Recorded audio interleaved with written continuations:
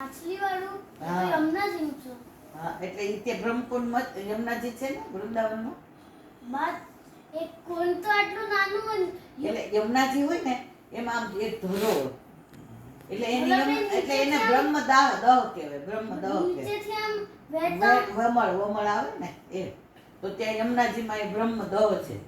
તો ત્યાં અમે પૂછ્યું આ કેમ આવું નામ પડ્યું. તો એ કહે કે બ્રહ્માજીને એમ થયું કે આપણો અધિકાર આમ તો છે નહીં.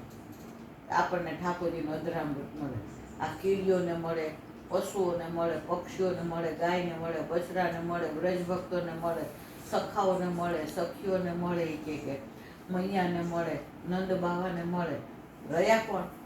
દેવતાઓ જ રહ્યા. દેવતાનો તો કે તમારો અધિકાર, તમારું કામ જ કરવાનું, તમારો આ અધિકાર નથી અમારી લીલાનો. તો અધરામૃતનું એટલું બધું મન થયું કે આપણે યમુનાજીમાં માછલું બની જાય. એટલે ઠાકોરજી ઓલા અરોગે બપોરે છાકમાં આપણે નહીં કહેતા આજે વૃંદાવન ગયા, આજે ગેલેવન પધાર્યા, આજે કદમ ખંડી ગયા, આજ પછી સંકેત. આમ ઓલા હાથ ખાસા. હા, પછી ઠાકોરજી એ મરી આખી ગયા. વાર્તા કર. બની ગયા પછી ઠાકોરજીએ બધા અન્ય ના, એટલે એ માછલું બની ગયા અને ઠાકોરજી છા કરો ગયા પછી એ તો પછી છા કરો ગયા તો કે ઠાકોરજીને ખબર પડી ગઈ કે આ બ્રહ્મા આવ્યો છે એનો કઈ અધિકાર નથી. તો કીધું કે અત્યારે કઈ આ ધોવા બોવા નથી, પોતાના ઓલાથી લૂછી લો. બેટાથી ને પહોંચી ગયો. લૂછી લીધું. બ્રહ્માજી સમજી ગયા કે વ્રજમાં આપણો કોઈ અધિકાર છે નહીં. એટલે આપણે ખોટો પ્રયત્ન કરવો નહીં. એનું નામ શું કર્યું? બ્રહ્મદળ. પછી ત્યાંથી તમે આગળ જાઓ તો એક ગોવિંદ રમ્યનું મંદિર છે. એ આખું સોનાનું છે, સોનાના થાંભલાને. પછી આગળ જાઓ એટલે લાલ પથ્થરનું મંદિર છે. હા તમે હમણાં જ ત્યાં મંદિરમાં સેવામાં વાત કરી હતી કે એમાં છે ને એક વૈષ્ણવ હતા. એની પાસે કરોડો બધા ઓલા હતા. તો એ બધા લાલ પથ્થરમાં વેસ્ટ કરીને એને એક મસ્ત મંદિર બનાવ્યું ઠાકોરજી કા તો દાદાજી માટે. તો એ બધું જાતે બધું લઈને પોતે આવે, કોઈથી મંગાવે ના. ખાલી પૈસાથી એ ખરીદે, પોતે બધું માથે ઉચકે, ગાડામાં લાવે ને બધામાં કરીને પોતે બધું મજૂરની હારે મજૂર બની ગયા. પોતે બને ત્યાં ઊભું કર્યું થાંભલો ને બધું એમને પોતે બનાવ્યું. અને પછી એ લાલ એક શું કહેવાય, લાલ પથ્થરનું લાલ બંગલાનું મંદિર કહેવાય. પછી એને જ્યારે લીલામાં પહોંચવાનું હતું ને ત્યાં લખીને ગયા કે મારા દેહના વ્રજમાં અરોટ આવજો. ને લીલામાં પહોંચ્યા ત્યારે વ્રજમાં અરોટ આવ્યો. જે વ્રજ પછી એ પણ લખ્યું હતું કે અહીંયા પાડતા ને અહીંયા ઠાકોરજી શ્રમ પડશે, બીજે લઈ જઈને જાગડા લઈ જાય. હા, વાત તો સાચી છે. એટલે સવારે આપણે વાત થઈ હતી ને મંદિરની અંદર વાત થઈ હતી ને, તો આવ્યું તો બધા કેટલાય મંદિરોની વાતો છે. વૃંદાવનની તો જેટલી વાતો કરી એટલી ઓછી છે. હવે એને આજે અત્યારે વિરામ આપીએ, કાલે પછી આગળ કહેશું. તો આજે મેં એક બે પ્રસંગો બાબાએ કીધા એ સાંભળ્યા, મને બહુ જ ગમ્યા. કોટાવાળા મહારાજશ્રી હતા, નામ હું ભૂલી ગઈ, બાબાએ કીધું હતું. તો કોટાના મહારાજા હતા. તો એને બહુ આમ એવું હતું કે એકવાર મહારાજશ્રીને હું મળું, સન્મુખ થાય, એ મારી સાથે વાત કરે, હું રાજની બધી વાત કરું. આવા મહારાજશ્રી એમ કે પ્રતાપી મારા રાજમાં છે. એટલે થોડાક દી થાય ને એટલે સમાચાર કેવડાવે કે મહારાજશ્રી મારે આપને મળવું છે. એટલે કે હા બસ હા કહે, પણ ક્યારે ને ક્યારે એ કહે નહીં.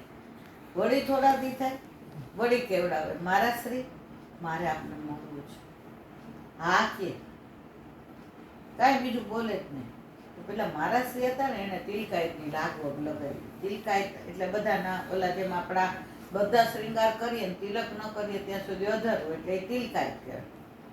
તો તિલકાયતને વાત કરી કે જરાજ મારે એક વિનંતી કરવી છે કે આ મહારાજશ્રીને મારા રાજમાં છે, આવા પ્રતાપી છે, આ સેવા અને આ પ્રભુ બિરાજે છે, આ નીતિની સેવા કરે, એના લીધે તો અમારા રાજમાં આટલો આનંદ છે ને અમારે દાન પુણ્યથી ભરપૂર છીએ, અમે બધા ભક્તિભાવથી રહીએ છીએ, મારા રાજમાં કોઈ તકલીફ નથી, કોઈ ચોરી લૂંટ ડાકુ આવતા નથી, એટલો આનંદ છે મારા વાલા.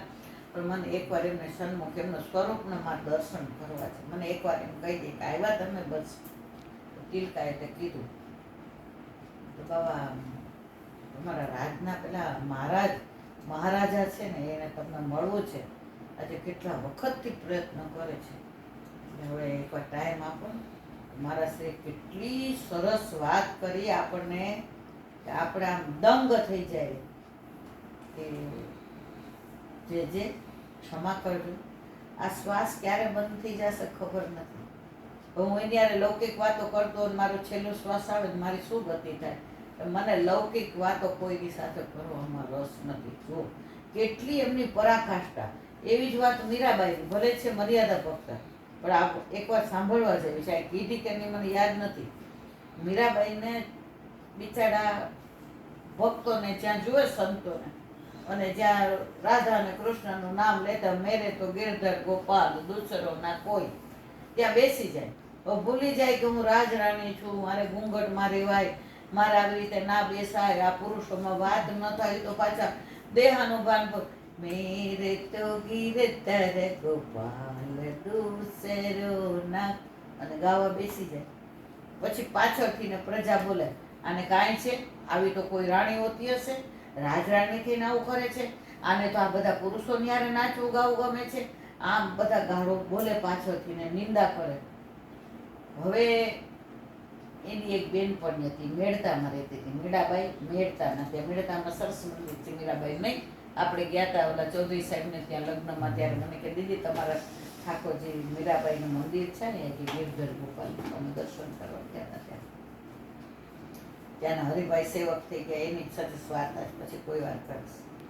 મેળતાને એના દ્વારા ત્યાંના રાજાએ શરણે આવ્યા હતા, જે જેવલમલ. બહુ સરસ વાર્તા છે. એની દીકરી કેવા બધાને સુખી કર્યા હતા, બધું સરસ છે.